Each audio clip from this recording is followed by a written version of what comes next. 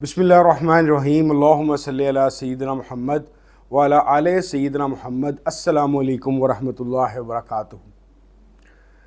आज जिस मौजू पे बात करने की कोशिश होगी वो बाइपोलर डिसऑर्डर है। बाइपोलर डिसऑर्डर को चुनने की ख़ास वजह ये है कि ये एक ऐसा नफ्सियाती मसला है जो पूरी दुनिया में राइजिंग ट्रेंड में है। अनफॉर्चुनेटली एशियन कंट्रीज़, ख़ास तौर पे पाकिस्तान में क्योंकि कोई प्रॉपर डाटा या स्टैटिस्टिकल डाटा अवेलेबल नहीं है, लेकिन मैं अपनी ज़ाती हैसियत में आपको बता सकता हूँ कि मैंने अपने इर्द गिर्द बहुत सारे लोगों को बाइपोलर डिसऑर्डर के सिम्टम्स का शिकार देखा है। दूसरी वजह यह है कि अगर हम ख़ास तौर पे तसव्वुफ़ या रूहानियत से मुंसलिक लोगों की बात करें तो मेरे ख़्याल के मुताबिक, बल्कि ख़्याल क्या कि पिछले 15-20 साल की जो मेरी मुख्तलिफ़ जगहों पे अटैचमेंट्स रही हैं, मैं ये समझता हूँ कि तसव्वुफ़ के अंदर जो ज़्यादातर लोग इन्वॉल्व हैं उनके अंदर जो नफ्सियाती डिसऑर्डर्स आते हैं उसमें से नंबर 1 OCD है और नंबर 2 बाइपोलर डिसऑर्डर है। इसके अलावा भी बहुत सारे डिसऑर्डर उनके अंदर हो जाते हैं, लेकिन दो ये डिसऑर्डर ऐसे हैं कि जो हर चौथे पांचवा बंदा जो तसव्वुफ़ के अंदर मौजूद है वो बाइपोलर डिसऑर्डर या OCD का शिकार हो ही जाता है। मसला असल में डिस्कस करने की वजह खुदा ना खास्ता ये नहीं है कि कोई नेगेटिव कमेंट इन लोगों के मुतल्लिक किए जाएं, बल्कि कोशिश सिर्फ़ और सिर्फ एक ही है, आज भी और इंशाअल्लाह ताला आइंदा भी, कि हम ख़ास तौर पे तसव्वुफ़ और रिलीजन के हवाले से चीज़ों को प्योर फॉर्म में देखें। वो कहीं दुनियावी मकासद या किसी नफ्सियाती मसाइल का शिकार हुई ऐसी ना हो कि जिसकी वजह से समझ तो हम उसको अपनी तसव्वुफ़ की या रूहानियत की वजह से किसी कैफियत को समझ रहे हों, लेकिन असल में वो हमारा कोई नफ्सियाती आर्ज़ा हो जो हमें किसी ख़ास कैफियत और ख़ास चीज़ों से रूशनास कराता जा रहा हो और हमें पता ही ना चलता हो। तो बात शुरू करते हैं। मेरा बाइपोलर डिसऑर्डर के साथ जो तारुफ़ है वो तकरीबन 2000-2008 में हुआ, और जो पहली चीज़ मेरे ज़हन में बाइपोलर डिसऑर्डर को पढ़ने के बाद मुझे समझ आई, बल्कि यूँ कह लीजिए कि अपनी पुरानी ज़िंदगी की कोई चीज़ मुझे याद आई जिससे मैंने रिलेट करके बाइपोलर डिसऑर्डर को समझना शुरू किया, वही चीज़ मैं आपके साथ शेयर कर रहा हूँ। मामला कुछ इस तरीके से है कि आप में से अक्सर लोगों ने पेंडुलम देखा होगा। पेंडुलम एक ऐसा एक साइंटिफिक आला या तजर्बागाह के अंदर पड़ा होता है जिसके अंदर आप ये समझ लीजिए कि एक धागे से एक बॉल टाइप चीज़ लटकी होती है, और उसके एक तरफ राइट पोल होता है, एक तरफ लेफ़्ट पोल होता है, और जब उसको राइट पोल से छोड़ा जाए तो वो काफ़ी देर तक राइट और लेफ़्ट पोल के अंदर घूमता रहता है। कुछ ऐसी ही कैफियत या असरात हमें बाइपोलर डिसऑर्डर के अंदर नज़र आते हैं, क्योंकि बाइपोलर का मतलब क्या हुआ, बाय यानी कि दो मुख्तलिफ रुख कह लीजिए या दो मुख्तलिफ पोल्स कह लीजिए, जिसके अंदर बंदा अपनी तबीयतन एक जगह से दूसरी जगह बग़ैर इरादी क़ुव्वत के, यानी कि ना चाहते हुए भी वो उसका मूड जो सा है वो स्विंग करता रहता है। तो बाइपोलर डिसऑर्डर का मुख्तसरीन तरीन डेफिनेशन ये है कि ये एक मूड स्विंग की प्रॉब्लम है या इशू है, जिसके अंदर बंदा एक वक्त में अचानक हाइपोमैनिक या मैनिक हो जाता है, जिसमें तबीयत में बहुत ज़्यादा तेज़ी आना, तेज़ बोलना, गुस्से में आ जाना, चिड़चिड़ापन आ जाना, हर चीज़ को बुरा भला कहना, कामों को तेज़ करने की कोशिश करना, ये उसकी मैनिक सिचुएशन होती है कि जब वो एक पोल पे होता है। इसके दूसरे पोल की तरफ वो जब जाता है तो उसको डिप्रेसिंग स्टेज कहते हैं, जिसके अंदर वही इंसान जो थोड़ी देर पहले बड़ा जोशीला, गुस्से में तेज़ बोलता हुआ, काम काज करता हुआ, तेज़ काम करता हुआ नज़र आता है, उसकी बजाय वो एक बिल्कुल डिप्रेसिंग मोड में चला जाता है, जिसके अंदर वो आराम से बैठ जाता है, कोई बातचीत नहीं करता, कोई चीज़ उसको अच्छी नहीं लगती, बुलाने पे भी नहीं बोलता, अपनी मूवमेंट करना चाहे भी तो उससे नहीं होती। दैट मीन्स कि बाइपोलर डिसऑर्डर के अंदर एक ही इंसान एक ही वक्त में अचानक बहुत जोशीला, तेज़ तरार, गुस्से में और मूवमेंट करने वाला, और दूसरे ही लम्हे بالکل ڈپریسنگ موڈ میں، جس کو ہم کہتے ہیں پل میں تولا پل میں ماشا۔ اب سب سے پہلی چیز ہمیں یہ سمجھنی چاہیے کہ یہ بائی پولر ڈس آرڈر ہونے کی وجوہات کیا ہو سکتی ہیں، تاکہ پھر ہم اس کے علاج یا اس کی تشخیص یا اس کے مینجمنٹ کیسے کرنی ہے اس پہ بات کریں۔ پہلی بات تو یہ ہے کہ بائی پولر ڈس آرڈر بے شمار لوگوں کو جینیٹک ڈس آرڈر کی وجہ سے بھی ہوتا ہے، کہ جینیٹک طور پہ بھی یہ بیماری یا یہ عارضہ یا ایشو ایک جنریشن سے دوسری جنریشن کی طرف ٹریول کرتا ہے۔ اس کے علاوہ جو اس کی بہت بڑی وجوہات ہیں، جو خاص طور پہ ہمارے ملک پاکستان کے اندر تو بہت زیادہ ہیں، وہ انوائرمنٹل ہیں۔ ہمارے ملک یعنی کہ جو تھرڈ ورلڈ کنٹری ہے، خاص طور پہ جو سب کانٹیننٹ کے ممالک ہیں، اس کے اندر تو بائی پولر ڈس آرڈر ہونا نان ریلیجس ہوتے ہوئے بھی بہت زیادہ ممکن ہے اور ریلیجس ہوتے ہوئے بھی ممکن ہے۔ ہم ریلیجس ہونے یا تصوف کے حوالے سے بعد میں بات کریں گے، پہلے ہم دیکھیں کہ یہ نان ریلیجس انوائرمنٹ میں ایک عام ہمارے معاشرے میں کیا ایسے ایشوز ہیں جس کی وجہ سے آپ کو انوائرمنٹ سے آپ اس پرابلم کو اٹھا سکتے ہیں۔ اب یاد کیجئے کہ ہمارا جو سا ملک کے اندر جو رواج ہے مدرسوں میں یا مولوی صاحبان سے قرآن شریف پڑھنے کا، تو آپ پہلی چیز اس طرح سے سمجھ لیجئے کہ قرآن کریم ظاہر ہے ہم تمام مسلمانوں کے لیے ایک انتہائی مقدس کتاب ہے، کیونکہ یہ خود بھی آخری کتاب ہے اور ہمارے آخری نبی حضرت محمد صلی اللہ علیہ وسلم پہ اترنے والی آخری الہامی یا آسمانی کتاب ہے۔ لیکن اگر آپ اس کو پڑھانے کا طریقہ دیکھیں مدرسوں کے اندر یا گھر میں بھی جو مولوی آتے ہیں، تو آپ نے ہمیشہ یہ دیکھا ہوگا کہ مولوی صاحبان کی قرآن پڑھاتے ہوئے جو ان سی طریقہ کار ہے، اس میں اکثر اس حد تک سختی ہوتی ہے کہ اس میں مار پیٹ بھی شامل ہوتی ہے۔ تو میں یہ سمجھتا ہوں کہ پہلا سبق ہمیں دوئی کا، یعنی کہ ایک ہی وقت میں عزت اور انسلٹ فیل کرنا، ہم قرآن جیسی مقدس کتاب کو پڑھنے یا سیکھنے کے اندر لیتے ہیں، جس کے اندر ہمیں اس الہامی کتاب کی عزت بھی کرنی ہے لازمی، لیکن اس کے ساتھ ساتھ اس کو سیکھتے ہوئے ہمیں مار بھی پڑ رہی ہے اور ہماری انسلٹ بھی ہو رہی ہے۔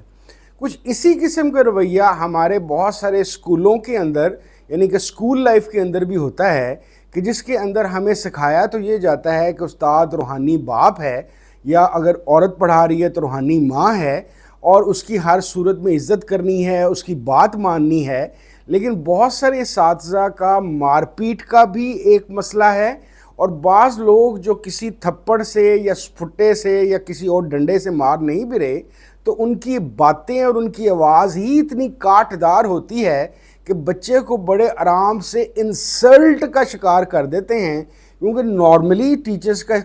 ایک قاعدہ یا طریقہ کار یہ ہے کہ بچے کو چاہے انسلٹ کریں چاہے ماریں، وہ اس کے تمام دوسرے ساتھیوں کے سامنے کی جاتی ہے، تو بچے کا ایک ایسا رشتہ ڈیولپ ہوتا ہے اپنے استاد کے ساتھ کہ ماں باپ کے کہنے اور معاشرے کے کہنے کے وجہ سے اس کی عزت بھی کرنی ہے، اور وہی بندہ جس کی عزت لازمی کرنی ہے وہ انسلٹ کا بھی شکار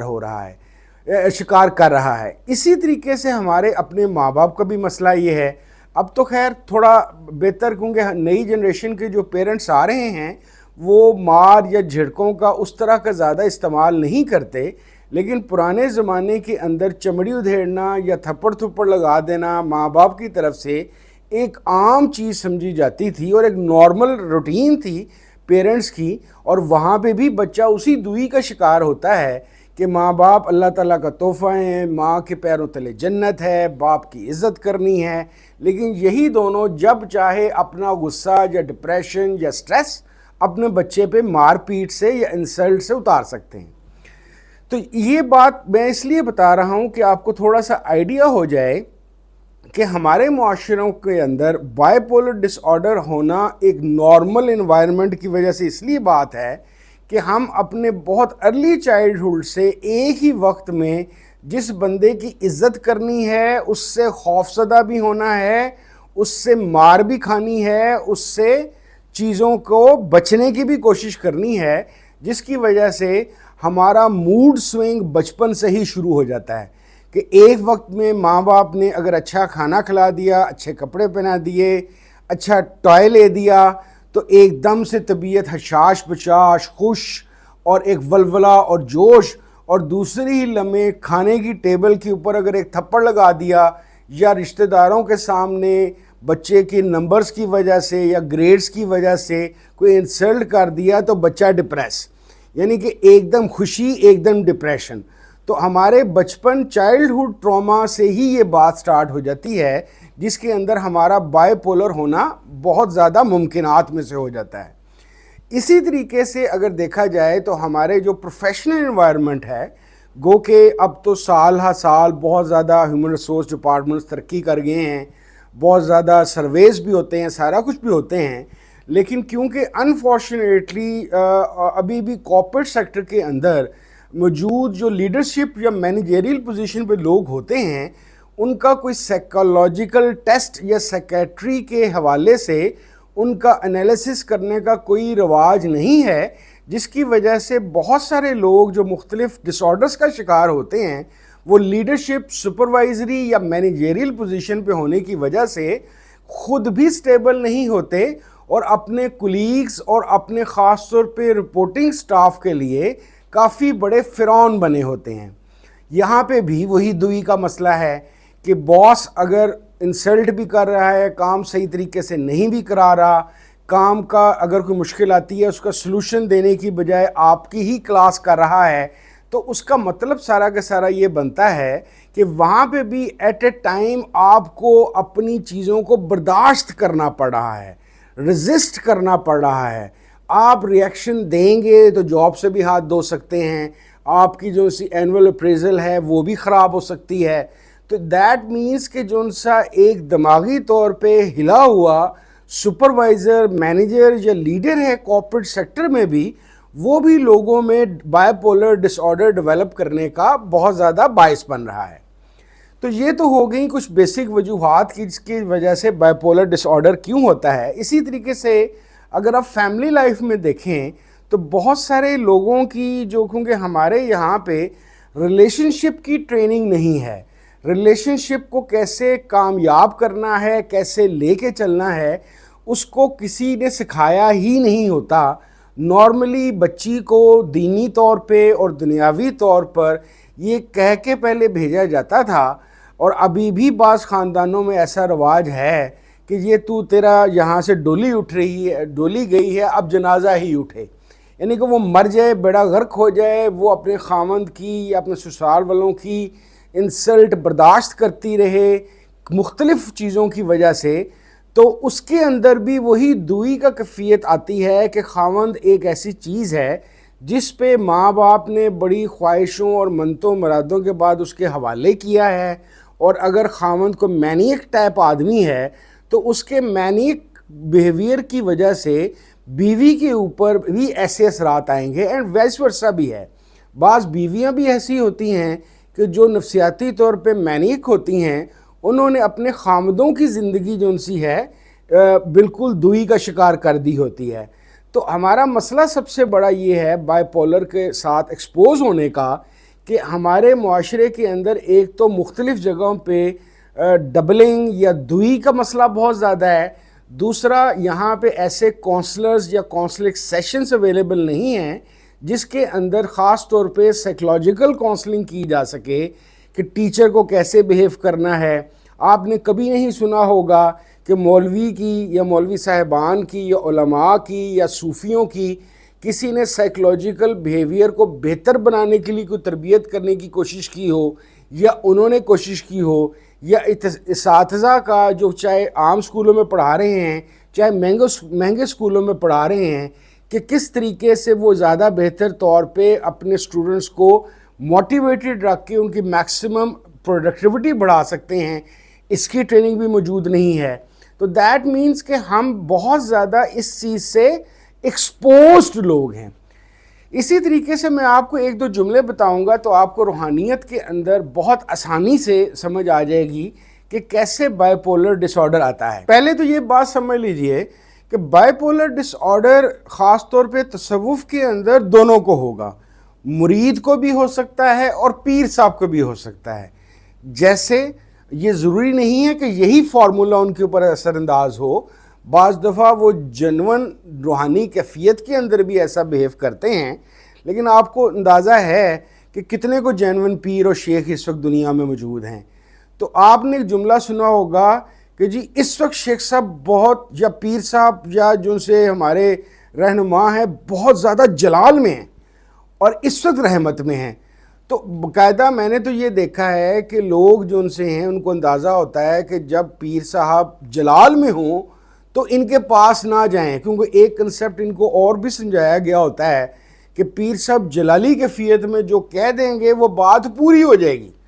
تو نہ صرف کہ وہ اپنی بستی سے اور مار کھانے سے بچتے ہیں، اور میں نے تو ایسے انسیڈنٹس بھی دیکھے ہوئے ہیں کہ جس میں پیر صاحب ایسی کیفیت کے اندر، جس کو وہ جلالی کیفیت کہتے ہیں، اور میرے خیال میں وہ ہائپومینک کنڈیشن ہوتی ہے، مریدوں کو مار کٹ بھی لیتے ہیں۔ یا یہ بات سنی ہوگی کہ جی اس وقت جو پیر صاحب ہیں وہ بڑی رحمت کے موڈ کے اندر ہے، ان سے دعا کرائی جائے، ان سے سارا کچھ کیا جائے، اس کیفیت یا حالت کے اندر پیر صاحب بڑے آرام سے بیٹھے ہوتے ہیں۔ میں اس کیفیت کو جینون بھی مان سکتا ہوں، واقعی رحمت کا یا کرم کا معاملہ ہو سکتا ہے، لیکن بعض پیروں کو میں نے دیکھا ہے کہ وہ اصل میں بائی پولر کی ڈپریسنگ سچویشن میں بیٹھے ہوتے ہیں۔ اسی طریقے سے مریدوں کے اندر بھی میں نے بائی پولر ڈس آرڈر اس طریقے سے دیکھا ہے کہ جب تک ان کا کام چل رہا ہوتا ہے اور ان کے خیال کے مطابق ساری چیزیں صحیح چل رہی ہوتی ہیں، اس وقت تک وہ بڑے ہیپی موڈ میں رہتے ہیں۔ انفارچونیٹلی تصوف کی جو ایک مختلف کمیاں میں نے دیکھی ہیں، اس میں ایک کمی میں نے یہ دیکھی ہے کہ تصوف میں جو مرید یا سالک لوگ ہیں، ان کی بیڈ سچویشن یا بیڈ ایونٹ کے اندر صرف ایک ٹریڈنگ ہوتی ہے، فلانا وظیفہ پڑھ لو، فلانی چیز کر لو۔ اس کے علاوہ صبر سے، تحمل سے، اللہ تعالیٰ کا شکرانے کے عمل میں سے کیسے گزرنا ہے، یا ایسی جو چیزوں کو میں نے اکثر پیر خانوں کے اندر پایا ہی نہیں۔ تو مرید کیا کرتا ہے کہ ایک وقت میں ایک دم خوش، ایک دم ڈپریس، ایک دم خوش، ایک دم ڈپریس، اور یہی والی کیفیت حالت لے کے وہ اپنی فیملی کے پاس، اپنی پروفیشنل لائف کے پاس لے کے جاتا ہے، کہ جس کے اندر اس کے بیوی بچوں کو یہ نہیں پتہ چلتا کہ یار کس وقت اس سے کون سی بات کرنی ہے، کون سی نہیں کرنی، کیونکہ ایک ہی وقت میں کئی دفعہ وہ یہ جھگڑ پڑتا ہے، یہ گالیاں نکالنا شروع کرتا ہے، اور بعض دفعہ چپ کر کے سادھو بن کے بیٹھا رہتا ہے۔ تو یہ آپ ایسی کیفیت کہ جس کے اندر آپ لوگوں کو پل میں تولا پل میں ماشا دیکھیں، یا آپ کے اپنے اندر بھی یہ کوئی ایسی کیفیت ہو کہ جس کے اندر آپ ان چیزوں کو کنٹرول نہ کر پا رہے ہوں، گالیاں شروع ہوتی ہوں تو گالیاں ہی گالیاں نکلتی رہتی ہوں، اور اس کے بعد آپ لوگوں کو ایسی حالت میں جاتے ہوں کہ آپ کا منہ سرخ ہو جائے، منہ میں سے تھوکے نکلنے شروع ہو جائیں، آنکھیں سرخ ہو جائیں، دیٹ مینس کہ آپ مینی کنڈیشن کے اندر ہیں۔ اور بعض دفعہ بعض لوگ سمجھتے یہ ہیں کہ جو میں بیٹھا ہوا ہوں، میں بیٹھے رہ گیا ہوں، زندگی کا کوئی مقصد ہی نہیں ہے، یا بعض دفعہ سوئسائڈل تھاٹس آ جاتے ہیں۔ اس کو بچنے کا طریقہ کار کیا ہے، جو ہم آئندہ بھی انشاءاللہ تعالی میں بات کرتا رہوں گا۔ اس سے بچاؤ کی جو سب سے آسان وجہ ہے، جو او سی ڈی کے اندر بھی کام آئے گی جب میں اس کے متعلق بات کروں گا، سٹریس انگزائٹی کے اندر بھی وہ بات آئے گی، میاں بیوی کا ریلیشن شپ میں بات آ جائے گی، آپ کو سب سے پہلے ٹھہرنا سیکھنا پڑے گا۔ اب چاہے یہ آپ کسی میڈیسن سے لے لیں، چاہے کسی کونسلنگ والے کے پاس جا کے اس سے یہ چیز سیکھ لیں، میڈیٹیشن کے ذریعے سے، کسی ایکسرسائز کے ذریعے سے، کسی کونسلنگ کی بات چیت کے ذریعے سے، کہ آپ کو یہ سیکھنا پڑے گا کہ آپ کا دماغ جو سا ہے کسی بھی بات یا کسی بھی حالت یا کسی بھی کیفیت کی فوری طور پر ایک دم سے ریاکشن نہ دے۔ کیونکہ مینی کنڈیشن میں کیا ہوتا ہے، یوں بات آئی آپ نے یوں ریاکٹ کر دیا، یوں بات کسی نے کی آپ نے یوں اس پہ حملہ کر دیا۔ دیٹ مینس کہ آپ کے اندر آپ کا جو سا پوز کا بٹن ہے، یا ایک جو انگریزی میں گرامر میں کوما ہوتا ہے کہ توقف جو سا ہے، وہ آپ کے اندر موجود ہی نہیں ہے، چیز یوں آتی ہے اور یوں کر کے نکل جاتی ہے۔ تو what you have to learn to avoid problems and issues of bipolar disorder is کہ آپ کو یہ چیزیں بیلنس کرنی پڑیں گی۔ تصوف والوں کے اندر بھی یہ جو ان کے خیال کے مطابق ان کو جلالی کیفیت آ جاتی ہے، جینون بھی ہوتی ہے بعض لوگوں کے، لیکن 99% یہ جلالی کیفیت بائی پولر ڈس آرڈر یا ہائپومینک کنڈیشن کی وجہ سے ہوتی ہے۔ ان کا بھی جو ان سے صبر کا اور شکر کا، کیونکہ یہی وہ مسئلہ ہے کہ تصوف تو آیا تو تھا اللہ رسول صلی اللہ علیہ وسلم سے رابطے، تعلق، محبت اور عشق کے لیے، اور دنیا کے اندر ایک بہتر انسان ڈیولپ کرنے کے لیے۔ انفارچونیٹلی اس کام کے علاوہ تصوف ہر چیز کے کام آتا ہے۔ تو آپ کے لیے آج کا فوڈ فار تھاٹ یہی ہے کہ اگر آپ کو اس طرح کا کوئی ڈس آرڈر ہے کہ پل میں تولا پل میں ماشا ہو رہے ہیں، تو اپنے اوپر، اپنی فیملی کے اوپر، اپنے آفس انوائرمنٹ کے اندر، اپنے کولیگز، اپنے رپورٹنگ سٹاف، اپنے ارد گرد کے ماحول پہ رحم کریں اور توقف کرنا سیکھیں۔ اور اگر آپ سے یہ نہیں ہو رہا تو خدارہ کسی سائیکیٹرسٹ، کسی سائیکالوجسٹ یا کسی کونسلر سے ضرور مل لیں۔ بہت شکریہ۔ السلام علیکم ورحمۃ اللہ وبرکاتہ۔